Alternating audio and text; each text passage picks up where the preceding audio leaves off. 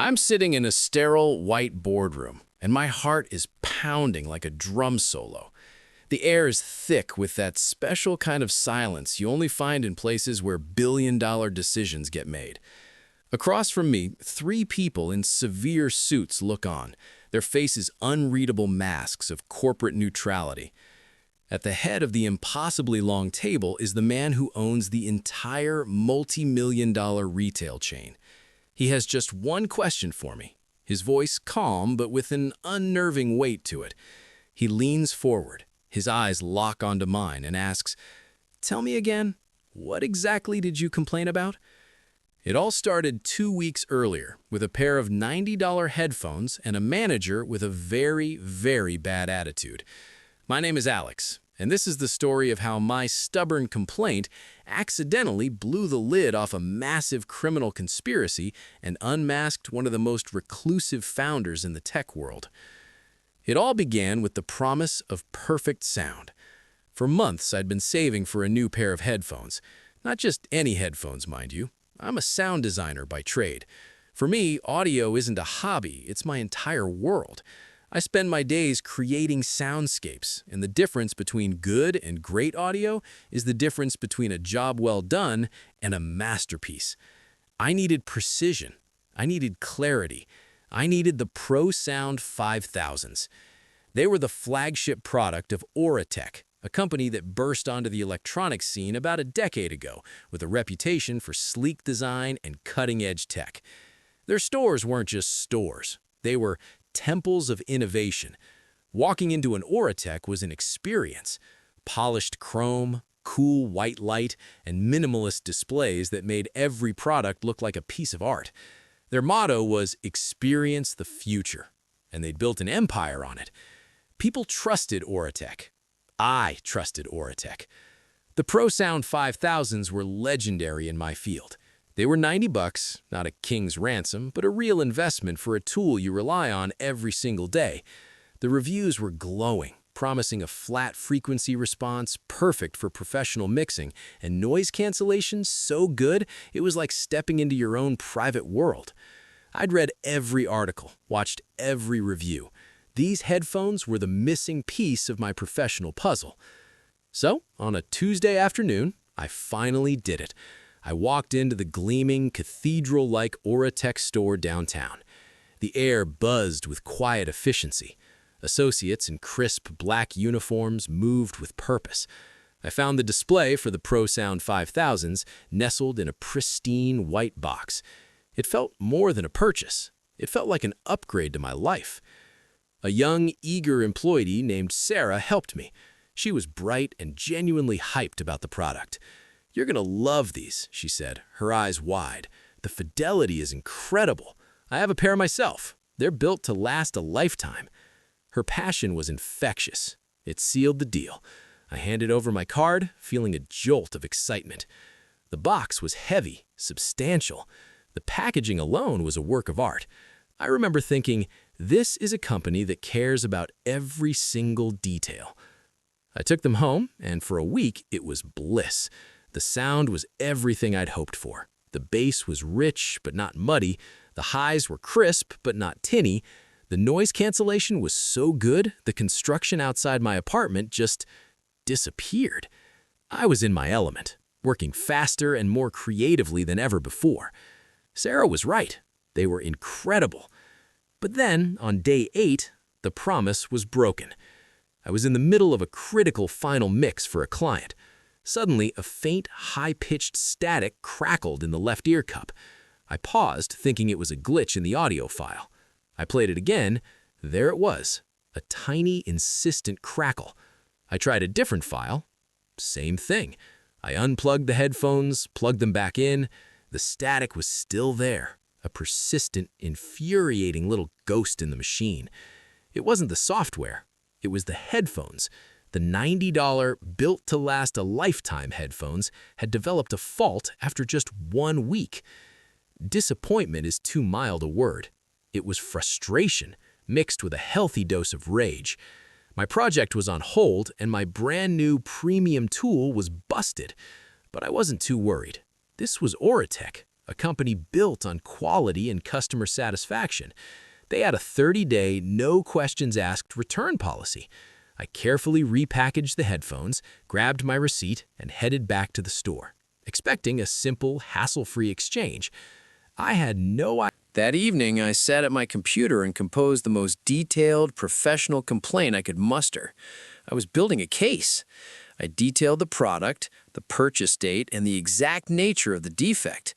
Then I documented my interaction with Mark, quoting his user error accusation and his refusal to honor the 30-day exchange policy.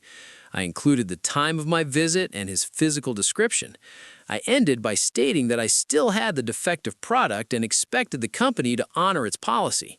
I hit send and felt a small sense of satisfaction. The ball was in their court. 24 hours later, a response landed in my inbox. It was a generic, soulless, corporate non-apology. "Dear valued customer," it began, "we are sorry to hear that your experience did not meet your expectations. Our store managers are empowered to make decisions regarding returns. We stand by our manager's decision. Here is a 15% off coupon for your next online purchase." 15%? They'd knocked it down from Mark's insulting offer. It was a slap in the face. They hadn't read my email. They had scanned for keywords and fired back a template designed to make me go away. The anger I felt in the store returned, hotter this time.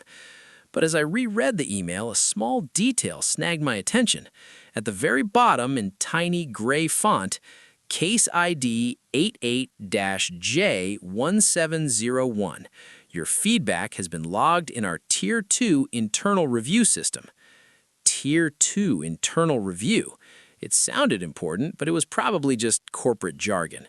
I almost deleted the email, but that stubborn part of me, the one that asked for Mark's name, decided to hold on to it.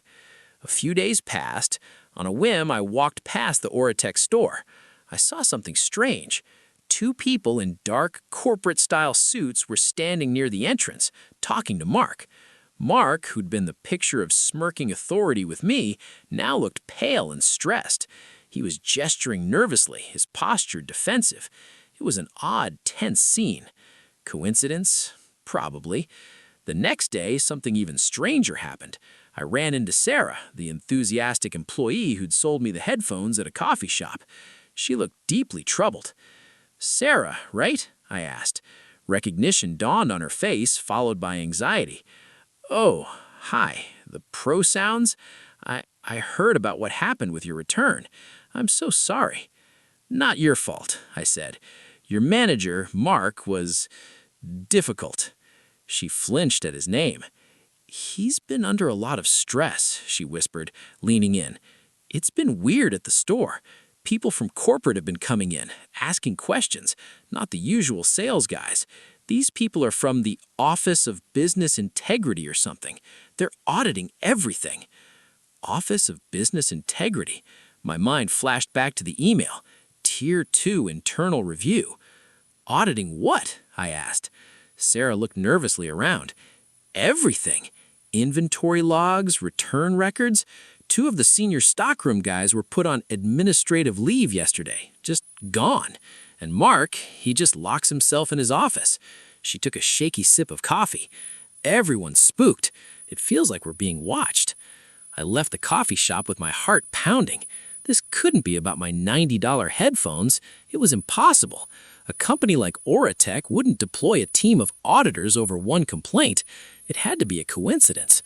And yet, the timing was too perfect. Mark's nervousness, the Office of Business Integrity, it all started right after my complaint was logged into their Tier 2 system. It felt like I'd thrown a pebble into a pond, and instead of a small ripple, a sea monster had surfaced. I was no longer just an angry customer. I was a witness to something I didn't understand, something big happening just beneath the polished surface of Oratech. My complaint hadn't been ignored. It had been flagged, and it had triggered an alarm. 2 days later, the other shoe dropped. My phone rang, an unknown number with a corporate-looking area code. Normally, I'd ignore it, but I answered. "Is this Alex?" a woman's voice asked. It was crisp, professional, and completely devoid of emotion. "Yes, this is he," I replied. "My name is Miss Evans. I'm with the Office of Business Integrity at Oratech Corporate. I'm following up on a customer feedback report you filed, case ID 88-J1701. Do you have a few moments?" My blood ran cold. This was real. I sat up straighter. "Yes, I have time." "Excellent," she said, without a hint of warmth. "We have your written statement, but we require a more detailed verbal account. Can you please walk me through your visit?" I recounted the entire story, ending with Mark turning his back on me. Mrs. Evans listened in absolute silence. When she finished, she didn't comment on Mark's behavior. Instead, she started asking very strange questions. "Mr. Alex, when you presented the item for return, did Manager Mark process the transaction at the customer service terminal?" No," I said, thrown off. "He never even went near a computer." "I see. And did he scan the barcode on the product box or your receipt at any point?" "No," I said, thinking back. "He didn't." "And when he inspected the headphones, did he take them to a diagnostic station or did the inspection occur entirely on the main counter?" "Entirely on the counter. He just held one cup to his ear for a second." I could hear the faint clicking of a keyboard on her end. She was typing, fast. "And after refusing the exchange, did he place the item in a designated bin for defective goods or did he return the item directly to you?" He pushed the box across the counter at me. More typing. "One final line of questioning, Mr. Alex. During your interaction, did you notice if Manager Mark was communicating with any other staff?" "No, he seemed very isolated, completely focused on shutting me down." "Thank you, Mr. Alex. That has been very helpful." The questions were bizarre. They had nothing to do with customer service. They were about process, cold, hard logistics. Did he scan it? Did he use the computer? Where did he put it? It was like he was investigating a breach in the chain of custody. It finally dawned on me. This isn't about my $90 headphones. This is about what happens to broken headphones when they're returned. "Mrs. Evans," I asked, "can I ask what this is about? This seems like a lot for a $90 complaint." There was a beat of silence. For the first time, her professional facade seemed to crack. "Your complaint, Mr. Alex, was flagged by an internal monitoring system. The system cross-references customer feedback with inventory data. Your case triggered several anomalies. The details of your report coincided with a pattern we are investigating." A pattern. The word just hung there. "We may require you to attend a follow-up meeting," she said, her voice back to its default state. "Your cooperation is highly valued. We will be in touch." And then she was gone. I sat there holding my phone, staring into space. My simple act of stubbornness had inadvertently shone a spotlight on something dark within Oratech. The anomalies, the pattern, it all pointed to something far more sinister than bad service. The company wasn't just investigating a rude manager. They were hunting for something. And somehow my $90 complaint had just handed them the map. It's crazy how a situation can escalate, right? Suddenly I was a piece in a puzzle I couldn't see, and things were only getting more intense. If you're enjoying this story and want to see how it all unfolds, do me a favor and hit that subscribe button. It really helps the channel out, and you won't want to miss what happens next.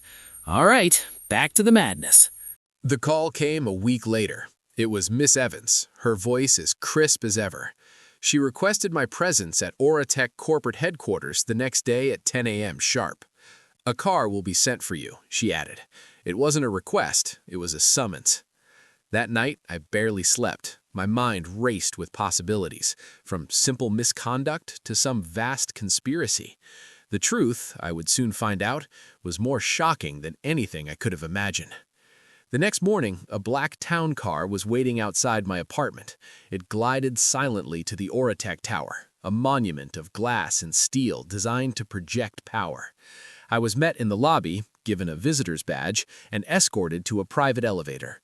The doors opened onto a floor that was hushed, minimalist, and stark white. Miss Evans was waiting. Mr. Alex, thank you for coming, she said with a firm, brief handshake. Please, follow me. She led me down a long, white corridor. The only sound was the echo of our footsteps. Finally, she stopped in front of an imposing frosted glass door. The boardroom. The room was dominated by a massive dark wood table. Two other people in suits were already seated, their faces as neutral as Miss Evans's.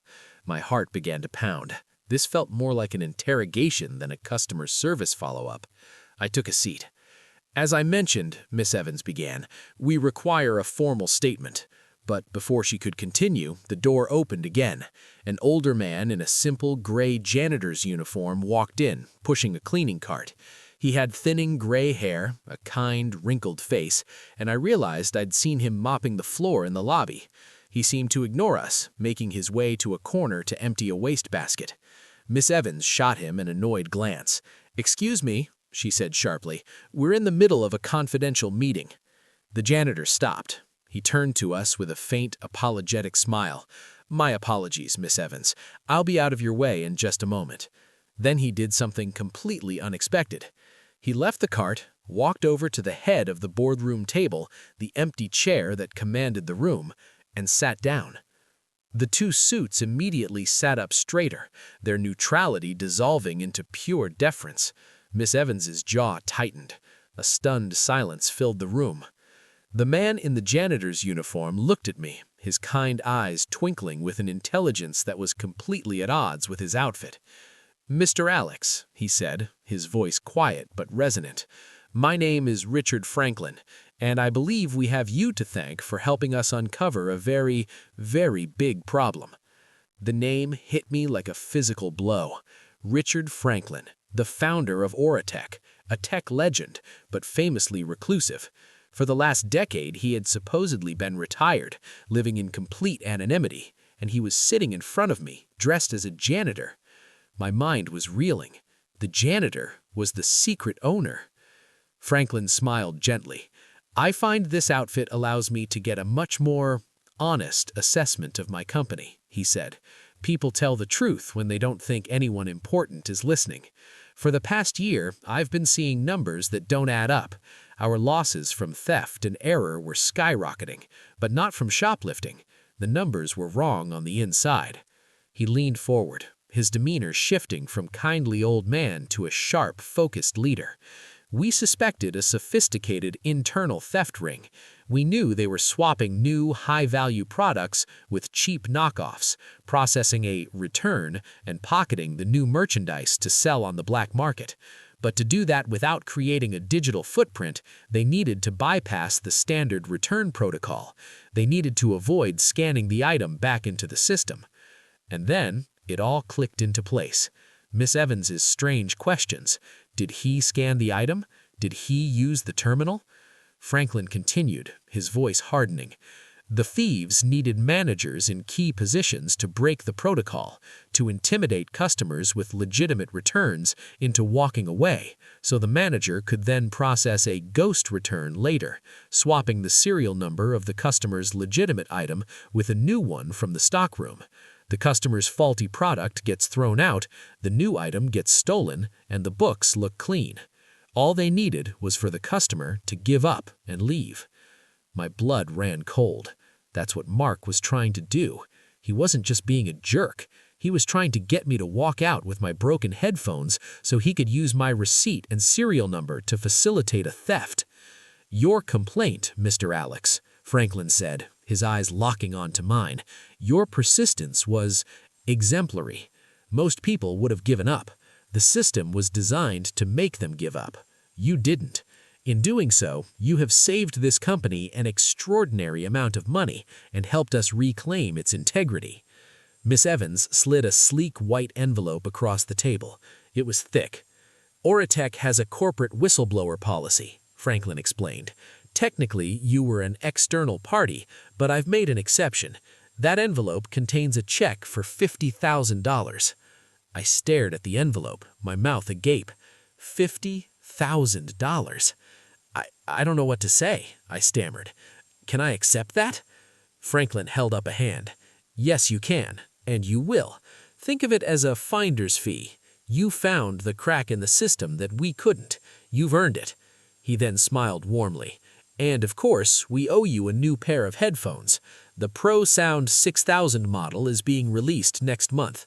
The first pair off the assembly line is yours." I left the Oratech Tower in a daze, clutching the envelope. The world outside the tinted windows of the town car looked different now. I had seen how a tiny, insignificant act of defiance could trigger a cataclysmic reaction, toppling a corrupt empire built on stolen electronics. A few weeks later, a courier delivered a heavy box. Inside were the Pro Sound 6000s, along with a handwritten note on thick cardstock. It read, "Mr. Alex, a reminder that sometimes you have to make a little noise to get perfect silence. Thank you, RF." Conclusion. It's been 6 months since that day. The story hit the financial news, though my name was never mentioned. Just a massive internal restructuring at Oratech after the discovery of a large-scale employee fraud ring. 28 people were prosecuted, and most, including Mark, are now facing jail time. Richard Franklin came out of retirement and is once again the public face of his company, vowing to rebuild its culture around integrity. And me, I'm still a sound designer, but something's changed. I have the best headphones money can buy and a nice addition to my savings account. More than that, I have a story that serves as a constant reminder that systems, no matter how big, are made of people. And sometimes, all it takes is one person with a $90 complaint and a stubborn refusal to be ignored to hold that system accountable. It taught me that your voice is more powerful than you think. You just have to be willing to use it. So now, I have a question for you. Have you ever had a simple complaint spiral into something completely unexpected? What's the craziest customer service experience you've ever had? Share your story in the comments below. I'd love to read them. And thanks for watching.